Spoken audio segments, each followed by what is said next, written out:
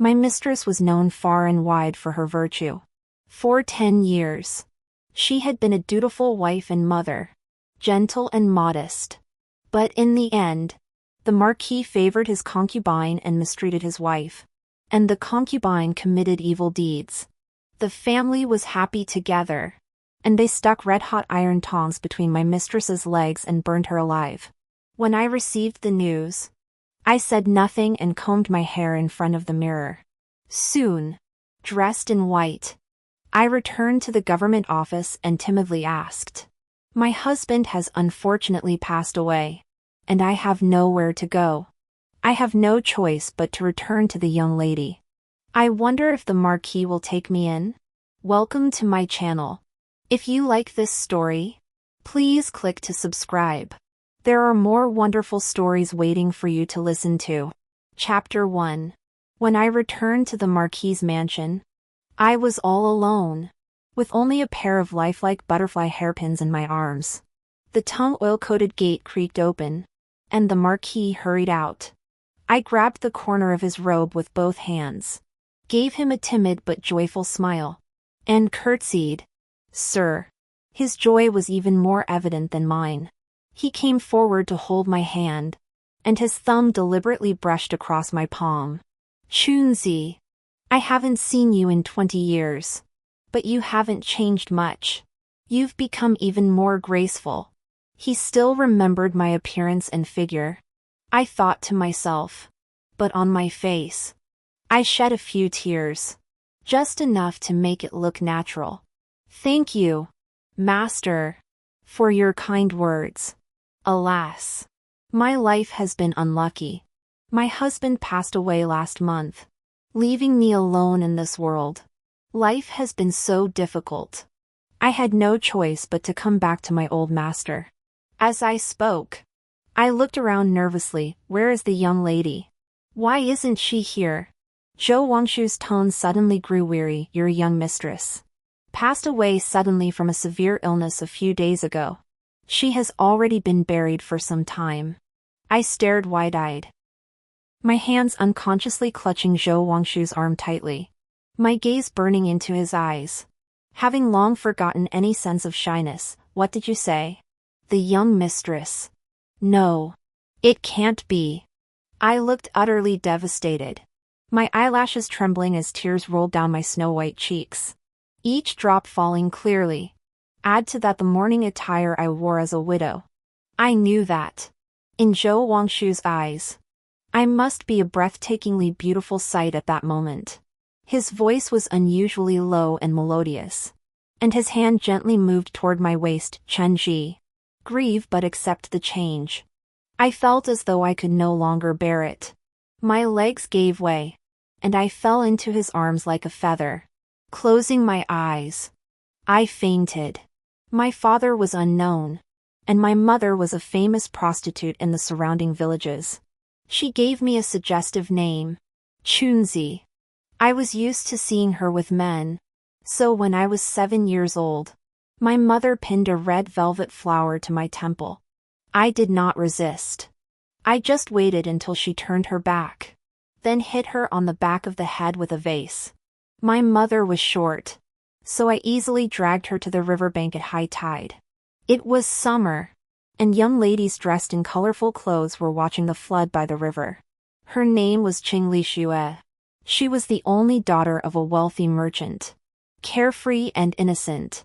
She didn't know that flooding meant a poor harvest for farmers, and she couldn't tell that I had come to dump a body.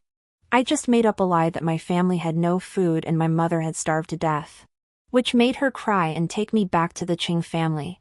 I was very pleased. Serving a young lady like her was much more comfortable than serving the men who served my mother.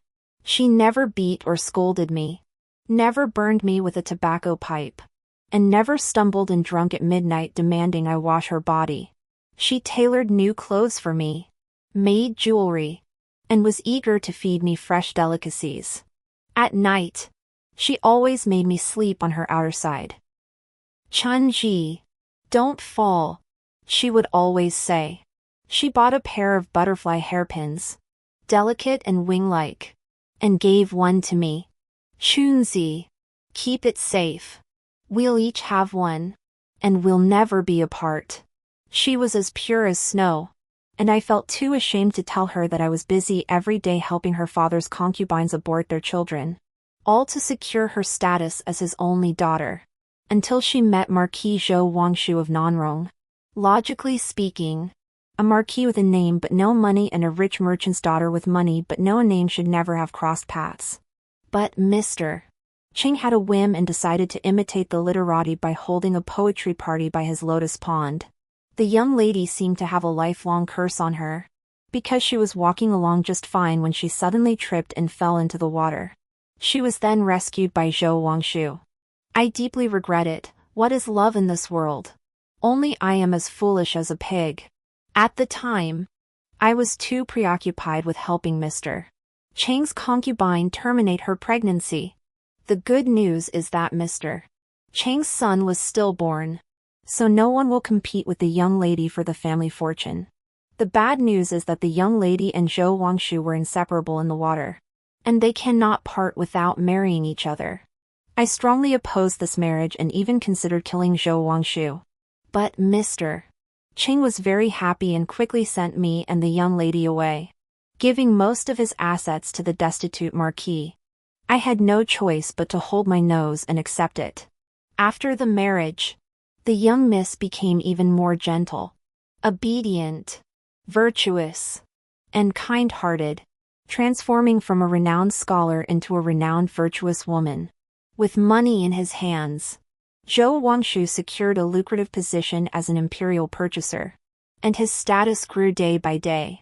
But I knew that Zhou Wangshu was not a man of deep affection or loyalty. I was already 15 years old, and my figure was becoming increasingly graceful. Zhou Wangshu's gaze lingered on me countless times. Chunji has grown up, he hinted subtly. It's time for her to marry.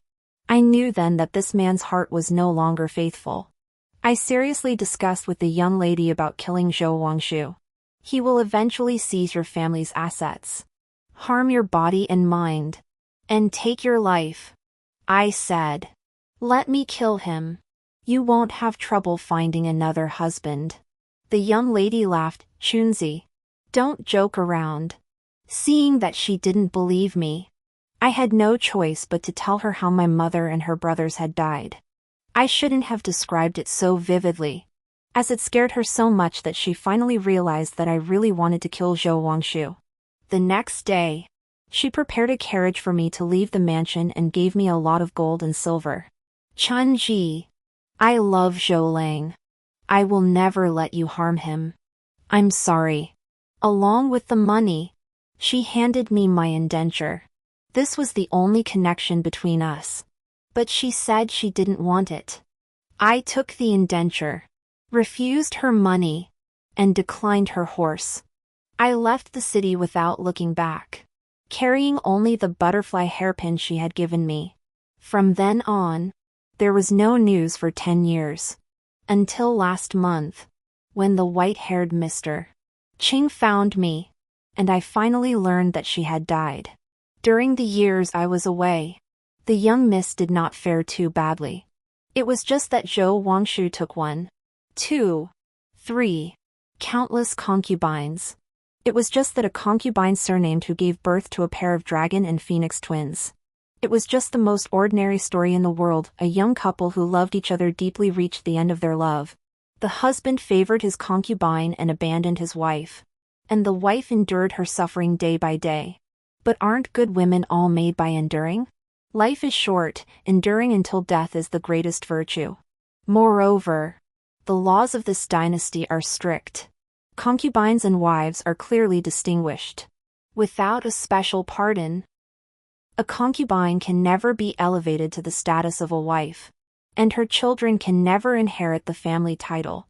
If the main family has no sons, the children must be adopted by the sons of brothers or cousins. Li Xuan might have died because of this law. Mr. Ching sighed bitterly. She died suddenly without any illness. I went to see her, and there were no injuries or signs of poisoning. There was nothing we could do but let Zhou Wangshu bury her. But, Mr. Qing clenched his fists.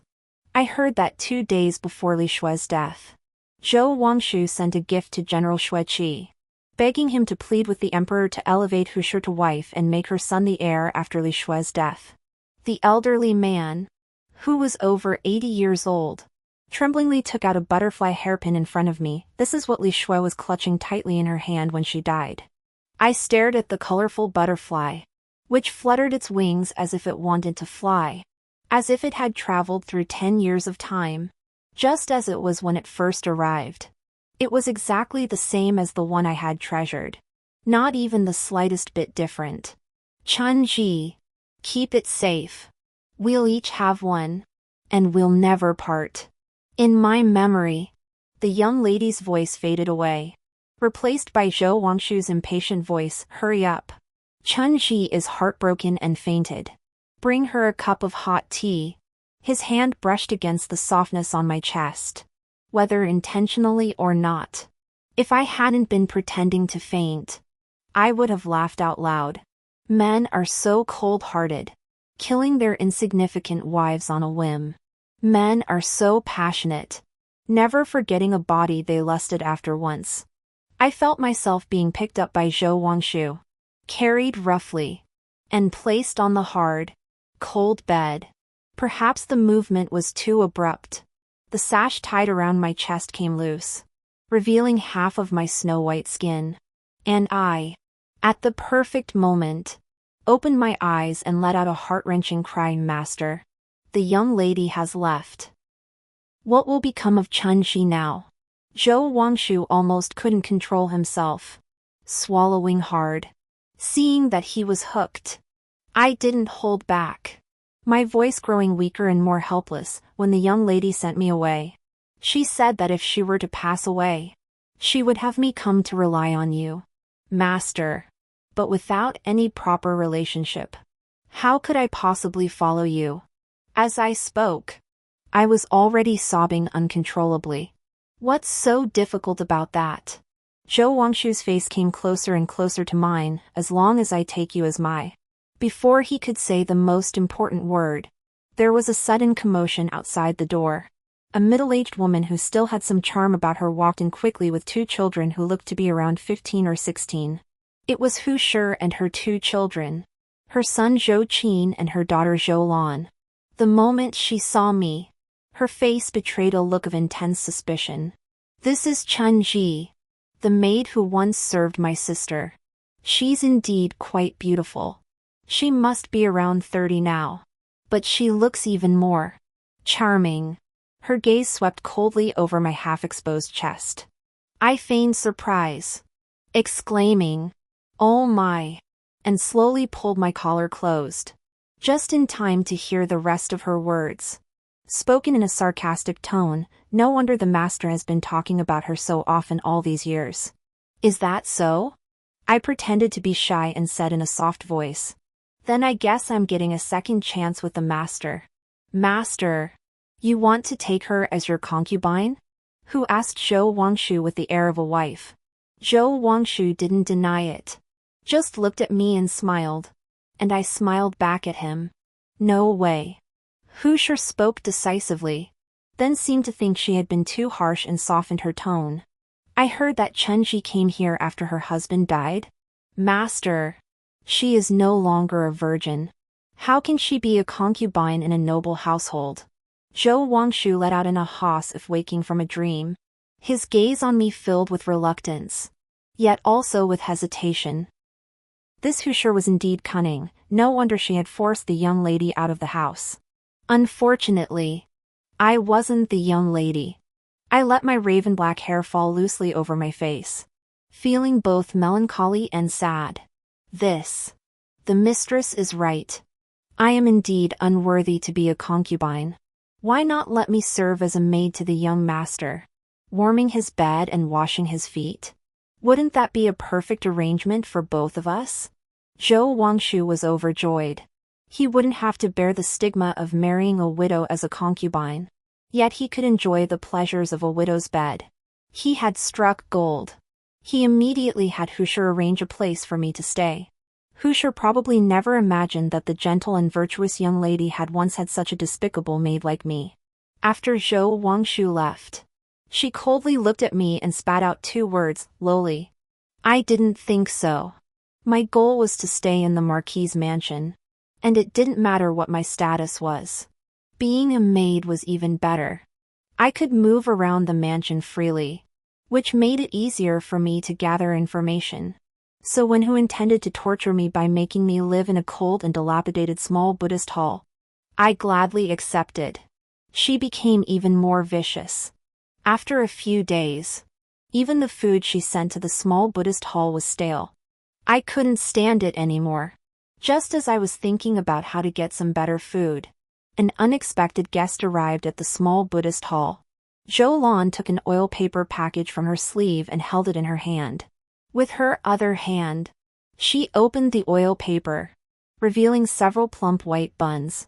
She handed me the buns with both hands, still not daring to look up. Here, you can eat these. I looked at her and smiled. Aren't you afraid your mother will beat you? She stammered a few times, lowering her head even lower. I'm afraid. But you used to serve my mother. When I was little, only my mother was kind to me. Themithursh mentioned was probably referring to my young mistress. It seemed this child, out of gratitude for the kindness shown to her by my mistress, had come to care for me as well. I remembered some news I had heard in the capital. The Marquis of Nanrong's family valued sons over daughters. Zhou Wangshu and Mrs. Hu devoted all their energy to their son Zhou Qin and paid little attention to their daughter Zhou Lan. They even planned to send Zhou Lan to the Grand General Xueqi as a concubine, just to get Xueqi to say a few good words in front of the emperor, so that Hu could be promoted to the position of principal consort and Zhou Qin could become the legitimate heir to the marquis. Xueqi, however, was notorious for being a ruthless tyrant who craved virginity, especially those who were pure and of high birth. The concubine's daughter of a leisurely prince, the legitimate daughter of a 4th-rank minister, and the young granddaughter of the former Qin Kingdom's duke who had entered a monastery to practice Buddhism, all had been married to him in succession. And then, they all died under mysterious circumstances. According to rumors, those who had seen the bodies of these women said that their lower bodies had been burned and mutilated beyond recognition, a testament to the cruelty of their deaths. I reached out to take the bun, but Zhou Lan quickly withdrew her hand as if she were a thief. I grabbed her hand. Alan, do you want to escape the fate of marrying Xueqi? Zhou Wangshu didn't come to see me very often. He explained to me, Chunji, it's not that I don't want you. I'm just busy preparing for the banquet tomorrow to entertain General Xue. I pretended to pout at him. Chunji has always been lowly and has never seen a proper banquet. Can you take me with you? He shook his head. No. This matter is of great importance and cannot be taken lightly. I'll take you next time. Okay? From his few words, I finally understood that over the years, he had never had a legitimate son. He had planned to adopt his concubine's son, Zhou Qin, as his legitimate heir to inherit the title.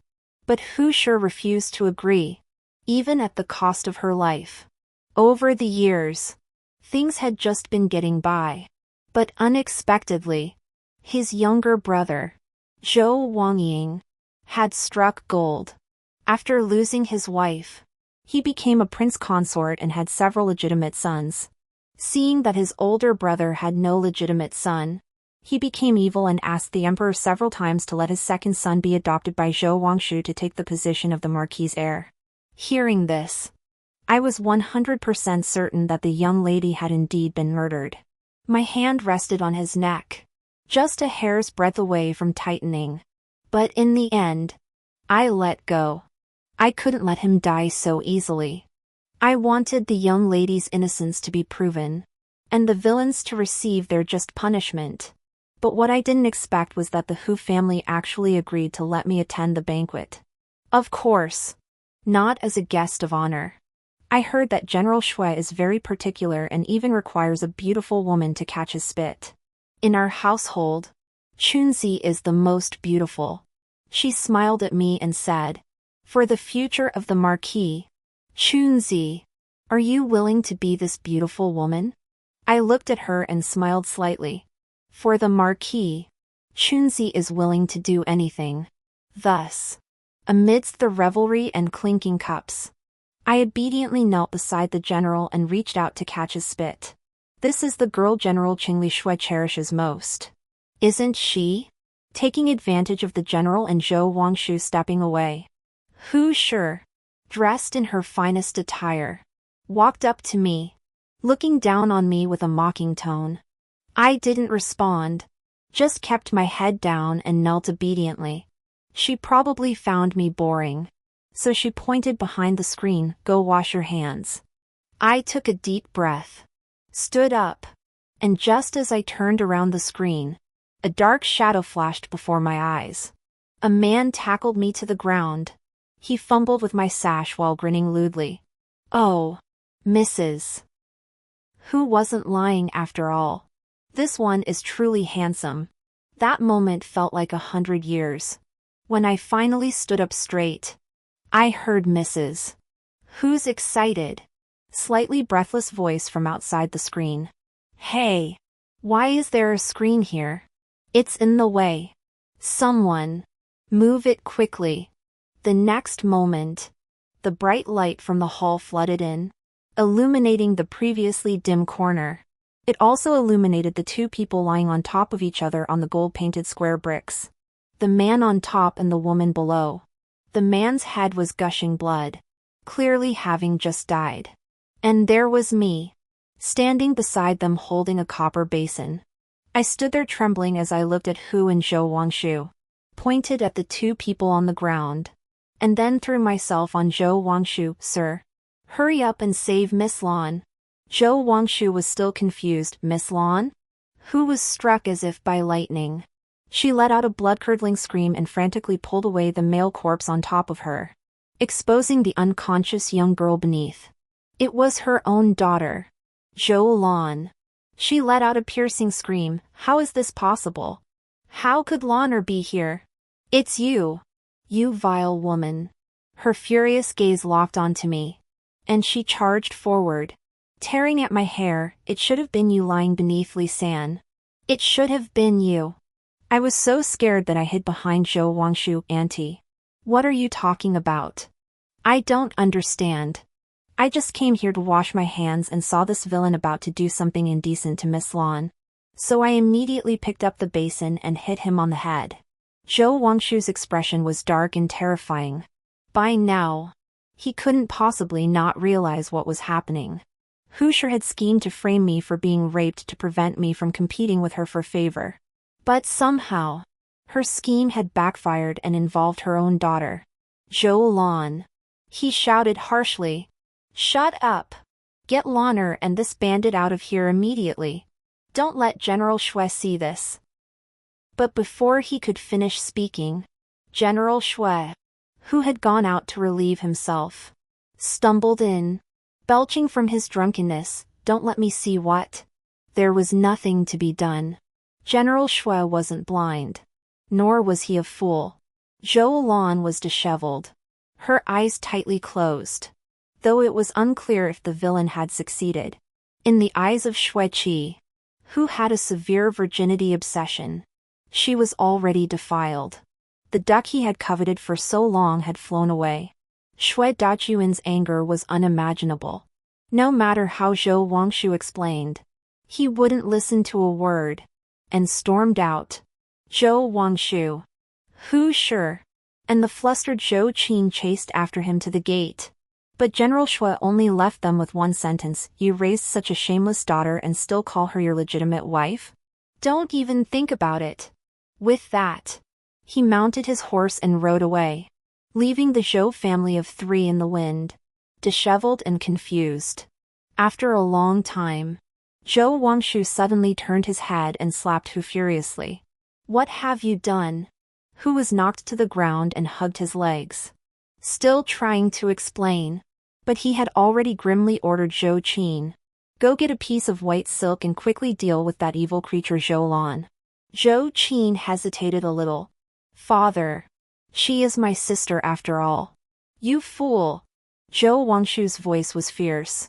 General Shui has always been vindictive when it comes to women. Now that he's in our home and has seen your sister like that with his own eyes, he must think that our family is mocking him.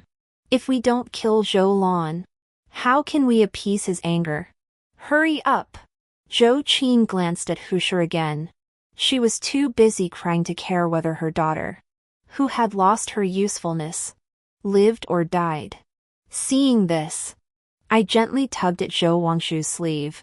Sir, young Master Qin is still young and has never experienced such a thing.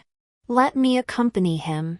Upon hearing this, Zhou Qin seemed to find his anchor, and his gaze toward me was filled with gratitude. I accompanied Zhou Qin to deal with Zhou Lan.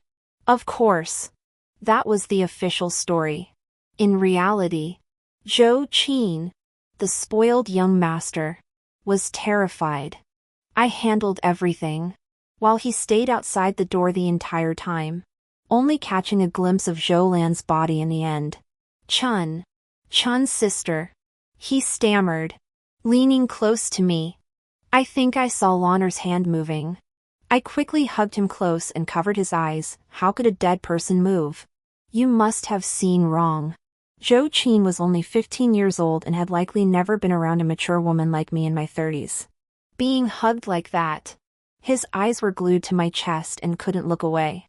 After this incident, Zhou Wangshu never went to Hu's house again, but instead began to think about taking another wife.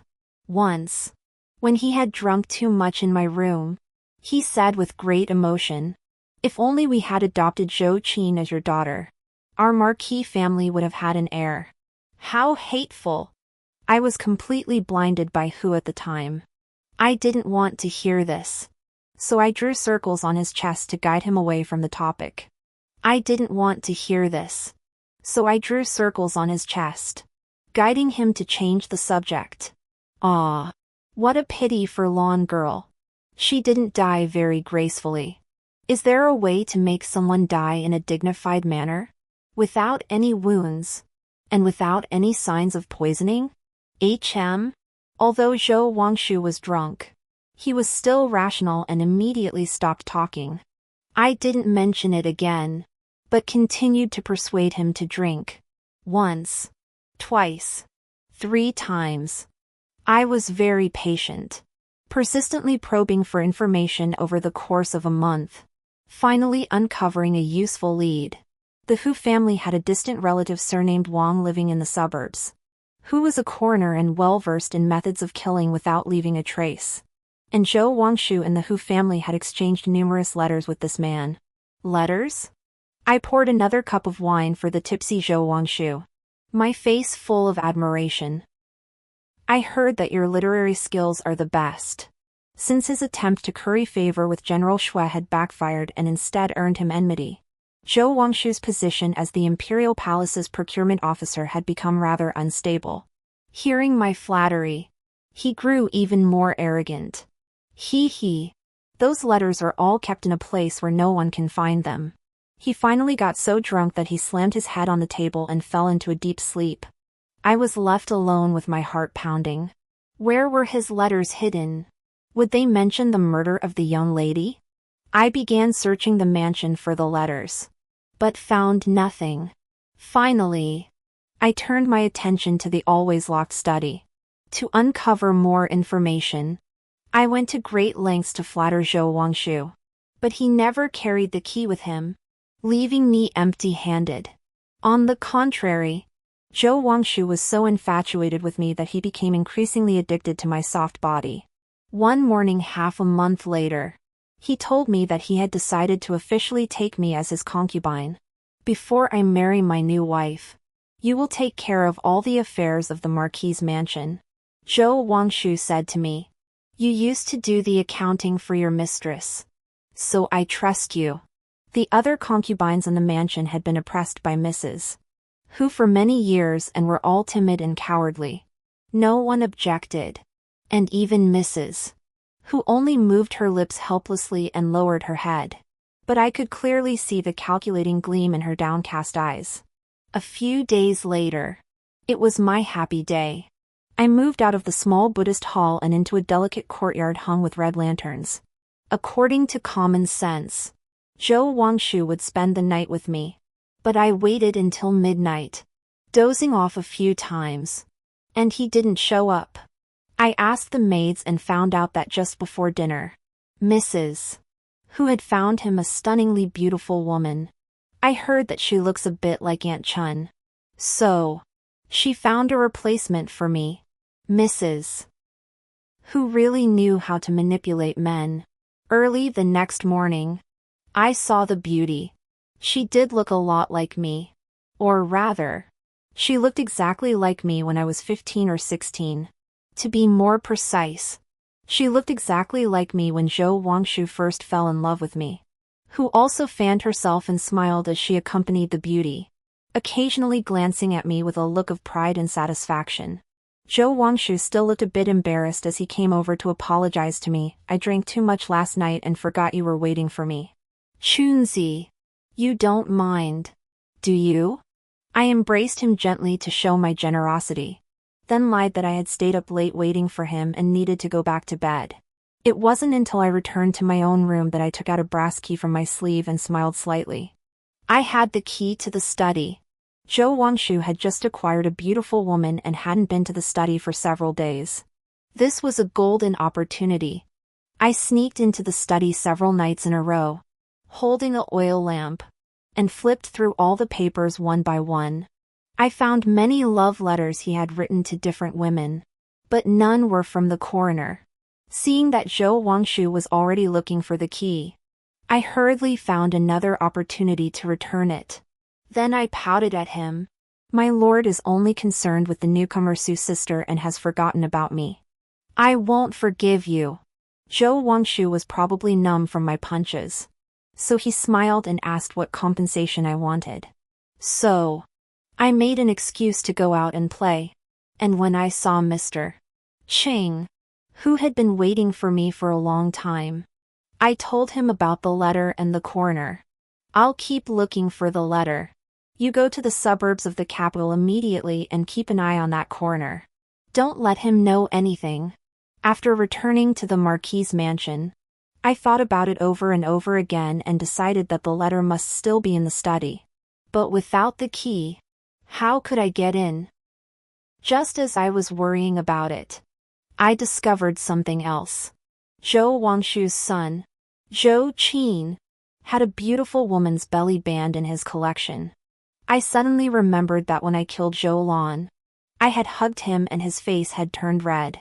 If he liked one of the little stand-ins, then if I seduced him, he would easily fall for me, right? As the only heir to the Marquis, he also had the key to the study. Things went even more smoothly than I had expected. I just waved my finger, and Zhou Qin followed me like a dog. I wanted to ask him directly where he had hidden the letter, but unfortunately, he seemed to know nothing about it. There was no other way. That night, I had to find another opportunity to lure him to the study door. Dear sister, he suddenly hugged me and kissed me wildly. I've missed you so much. I grabbed his hand, which was trying to undo my belt, and acted shyly. Not here. I looked around. Let's go into the study. Do you have the key to the study? He was so excited that he poked the key into the lock several times, but couldn't get it in. Finally, I snatched it from him and opened the study door. My goal was achieved, but I didn't really want to let him taste me. So when he tried to put his key into my lock, I suddenly pointed behind him and cried out in alarm. Miss! The miss is coming! He was initially confused. What lady? Then, following the direction of my finger, he turned around and saw the pale window paper reflecting the lower half of a woman's body. Through the blurry window paper, one could vaguely make out that the woman was wearing the exact same clothes as my mistress. Mother! Zhou Qin screamed in terror, his previously erect lower body instantly going limp. He didn't even have time to pull up his pants before scrambling away. Watching his fleeing figure, I sincerely hoped he would be so scared that he would never be able to perform again. Then, I quickly tidied up my clothes, reached out to open the window, and pulled in the entire set of clothes hanging outside. This young man might not know the true cause of the young lady's death, but he should know that she was murdered by his parents, which is why he was so terrified. Thinking of this, I hurriedly began searching for evidence of the adulterous couple's crimes. This time, I used the paperweight on the table to tap the walls and floor inch by inch. Perseverance pays off. As the first rays of sunlight pierced through the window lattice, I finally found a hollow tile beneath the desk. Using a paper knife, I inserted it into the edge of the tile and pried it open, revealing a stack of letters between Zhou Wangshu and various individuals. Some were about bribing officials to secure lucrative procurement contracts for the palace. Others detailed how he had substituted inferior goods and embezzled procurement funds. There were letters detailing his collusion with General Shui to seize others' land. My heart raced as I trembled, turning each page one by one. Finally, on the 73rd page, I found the young lady's name.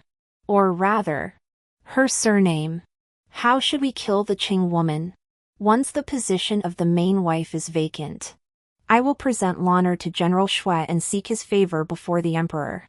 This will allow me to secure the position of main wife for Shilu, and Qiner can become the crown prince, thus forever eliminating my brother's ambition to seize the title. Shilu must be whose name. The next page was the reply from the coroner. I have a clever plan. Tie the woman to the bed. Heat an iron tong to red hot. Insert it between her legs and deep into her womb. In an instant, her skin will be scorched and her flesh rotten. Her intestines will be pierced and her belly will be torn apart. She will die in extreme pain, but the blood will coagulate inside her body, leaving no marks on her skin or bones, and her face will show no signs of poisoning. Even if her family examines her, they will find nothing. Every word was like a sharp knife stabbing my eyes. So that was how the young lady died. No wonder Mr. Qing said that he had seen the body with his own eyes and found nothing unusual.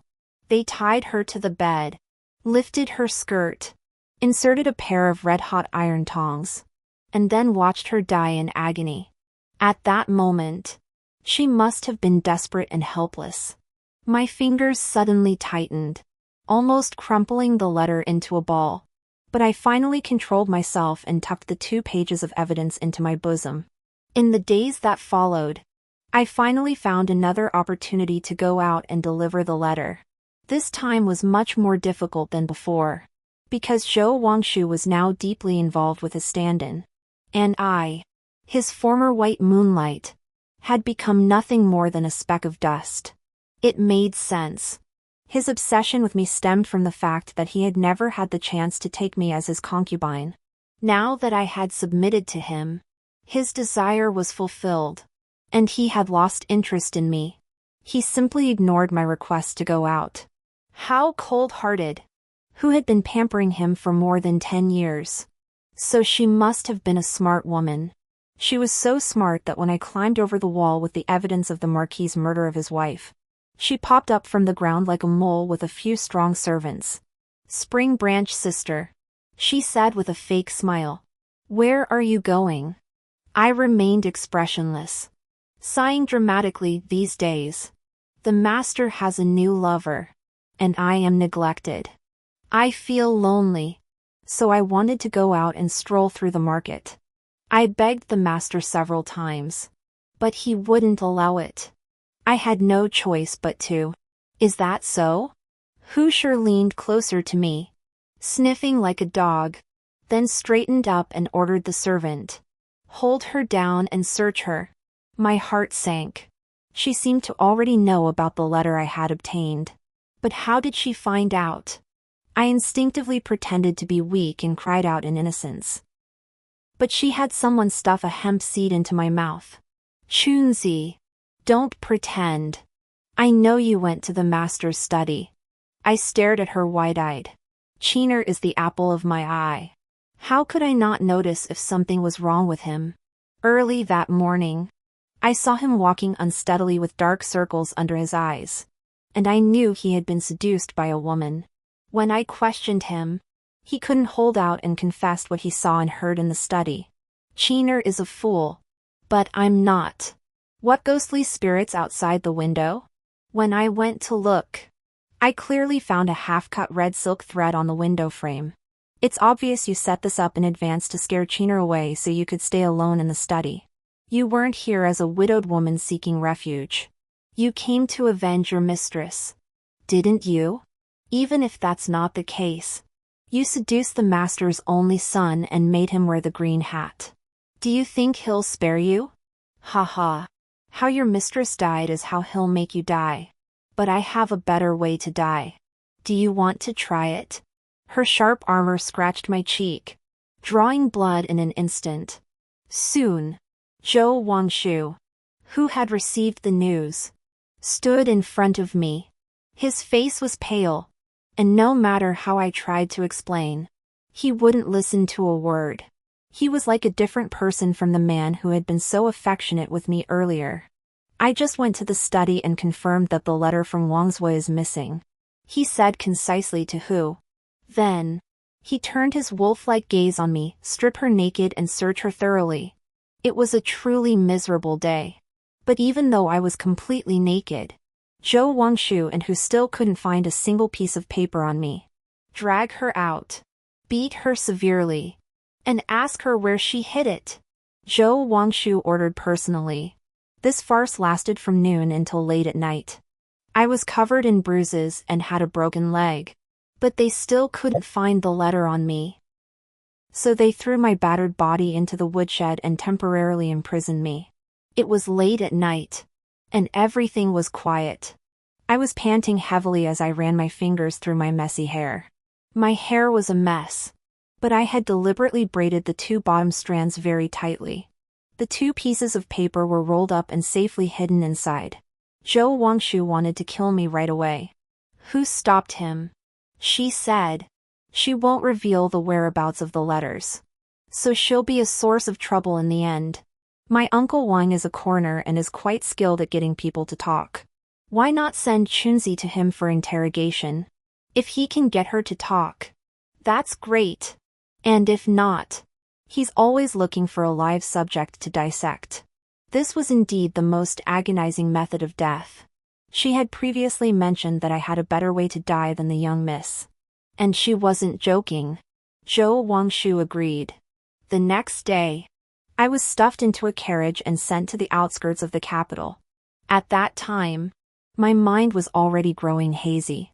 The broken bones of my leg were piercing through the skin, causing excruciating pain that made my vision blur in waves. Perhaps it was my pitiful, bloodied appearance that made Hushur lower her guard. She made a fatal mistake. She didn't bind me tightly with ropes. Nor did she prepare a carriage with wooden panels sealing all sides. Halfway through the journey, as we were in the middle of the street, I looked out the window and saw a procession of bright yellow carriages.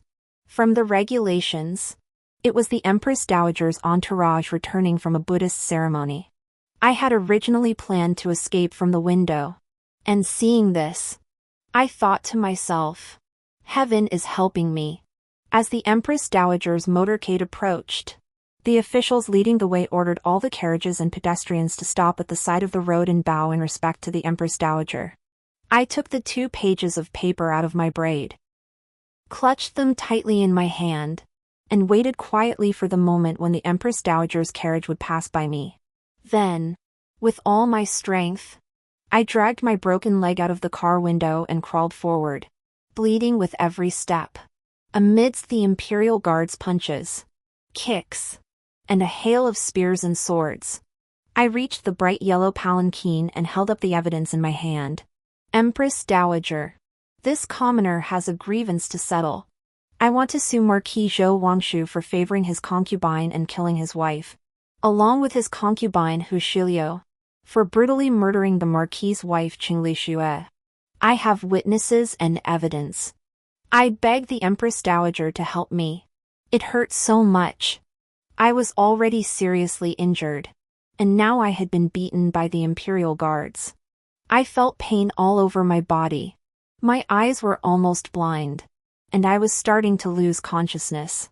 It was as if my whole body was nothing but the two hands holding up the evidence. Finally, I heard an old but kind voice. "Who is this child? Poor thing. She must have been wronged. Stop this at once and bring her hands forward." I had gambled correctly. The taut string in my heart suddenly relaxed, and I lost consciousness completely. The Empress Dowager was known throughout the capital for her love of Buddhism and her kind-hearted nature. I had always thought these were merely rumors to glorify her, but now it seemed they were not without basis. When I woke up, I was lying on a large bed, and several palace maids were busy taking care of me. When they saw that I was awake, they were very happy and hurried to inform the Empress Dowager. Before long, the Empress Dowager sat down beside my bed. Tears streamed down my face as I struggled to bow and recounted the Marquis's plot to murder the young lady. The Empress Dowager was full of pity for me and praised me as a loyal servant. But when I mentioned that there was evidence of collusion with Xueqi in the letters, she sat up straight and asked, "Xueqi? Are you sure?" I nodded. My heart suddenly filled with joy. Xueqi was the minister who had been left by the previous emperor to assist the new emperor. The new emperor had always held General Xue in high esteem and called him his second father. That was why Zhou Wangshu had tried so hard to curry favor with Xueqi. But now, the new emperor had grown up and seemed to no longer need his second father. The situation in the court was changing rapidly, and it was not something that a lowly maid like me could understand. I just instinctively seized on this opportunity. Yes, it's hidden in Zhou Wangshu's study. If Zhou Wangshu can be convicted and his family's property confiscated, then, we could get the letters exchanged between Xueqi and Zhou Wangshu, which would be used as evidence to investigate Xueqi. The new emperor would then be able to remove him from power. The Empress Dowager, who had originally told me to take time to recover from my injuries, didn't give me any time to do so. Soon, news of the Marquis's maid's complaint spread throughout the capital, and the emperor was furious. He personally came to the court to hear the case in public.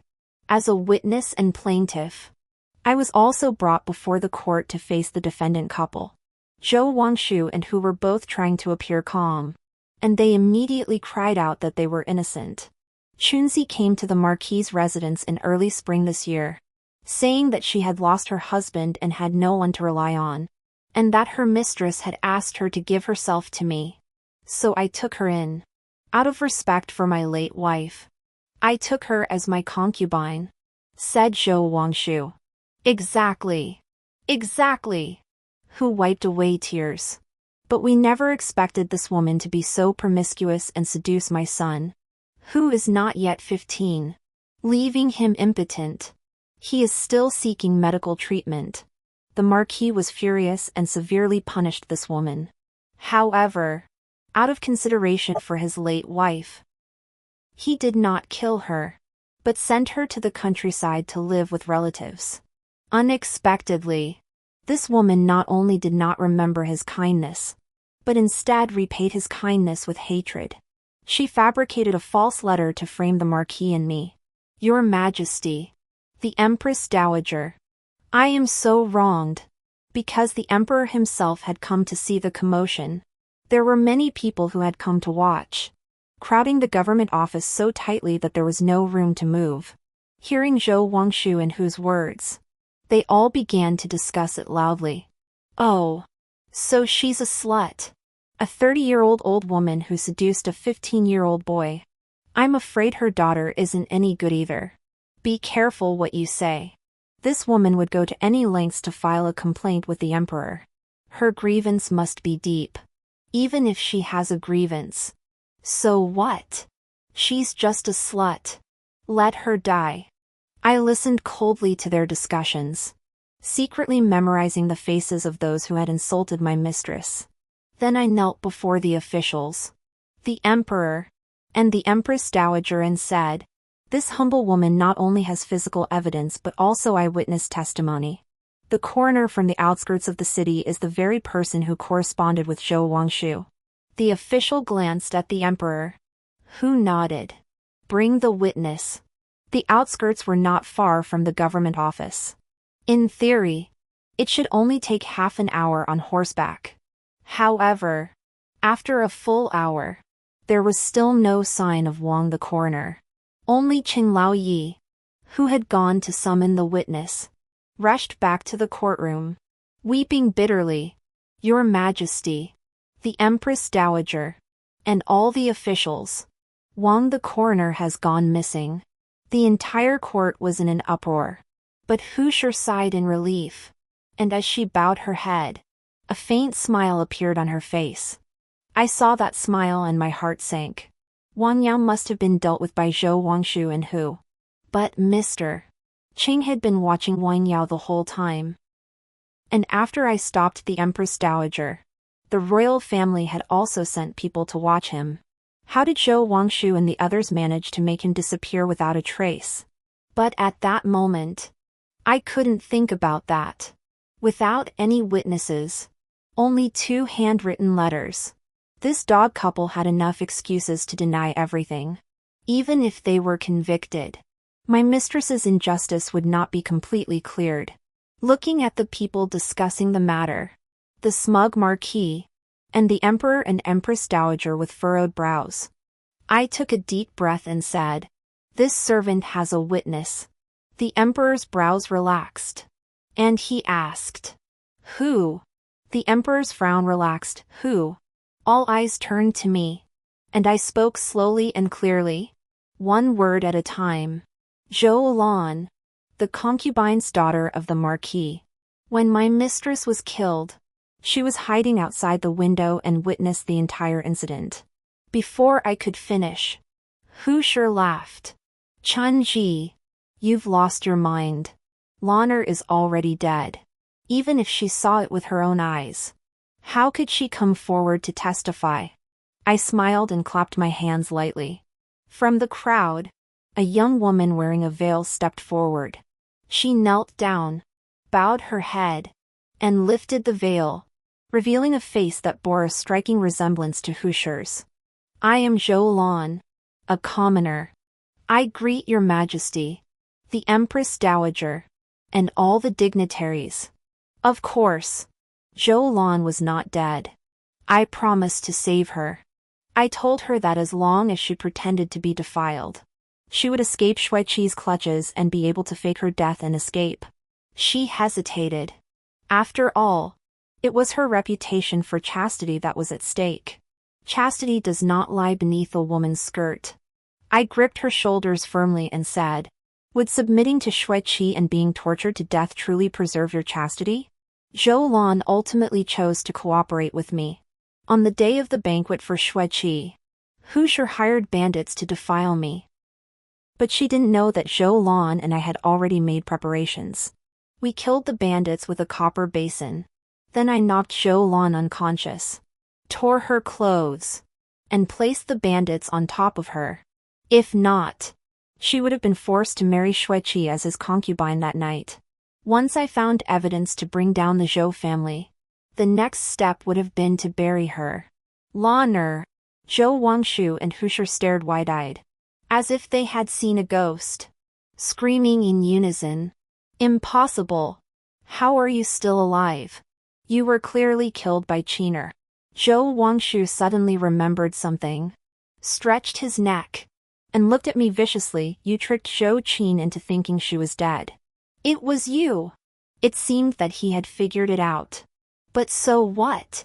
"Zhou Lan," Zhou Wangshu shouted like a madman. "How dare you testify against your own parents? You are unfilial." Zhou Lan's face turned deathly pale, and she trembled, unable to speak. I raised my voice. "Parents? If you truly regarded Zhou Lan as your daughter, why would you have been so obsessed with Zhou Qin, ignoring her completely? And why would you willingly give her to Shui Qi as a concubine just so Zhou Qin could become the crown prince? You only saw her as a toy, a tool. Just like you treated the young miss.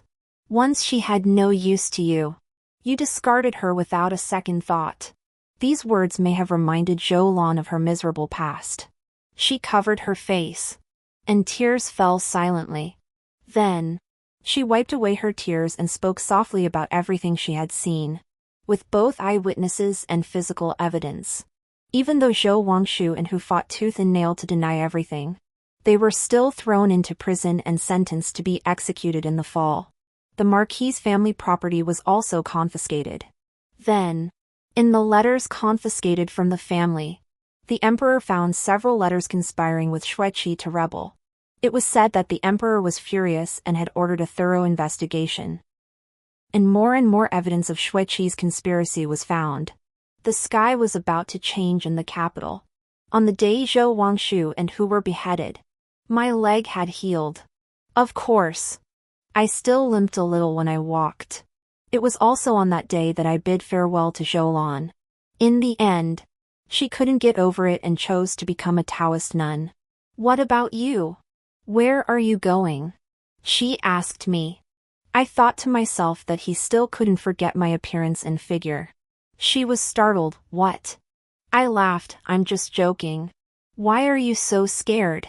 The emperor and the empress dowager both gave me rewards and wanted me to stay in the imperial palace to serve them.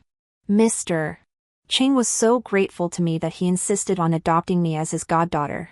From then on, I would be a member of the Qing family and inherit their vast fortune. But I refused everything. Just as when I came, I was alone, with the pair of butterflies in my pocket, and I set off for my next goal. That day in the court, several people insulted the young lady, and I still remember what they looked like. I heard that one of them had just lost his wife and was looking to remarry. How wonderful! He's got another chance at life. End of story.